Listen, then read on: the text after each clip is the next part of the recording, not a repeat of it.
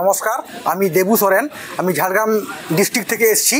এখানে এসে আমি অনেক সুন্দরভাবে ট্রেনিং নিলাম, অনেক ভালোভাবে ট্রেনিং দিল।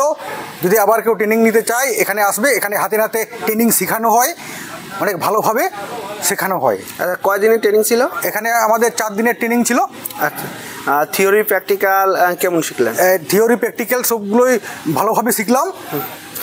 থিওরিটা তো হয়তো ক্লাসে শিখেছে, যে প্র্যাকটিক্যালটা সেটাকে আপনারা সবকিছু হাতে হাতে শিখলেন না শুধু দেখিয়ে? না, এবার হাতে হাতে শিখলাম।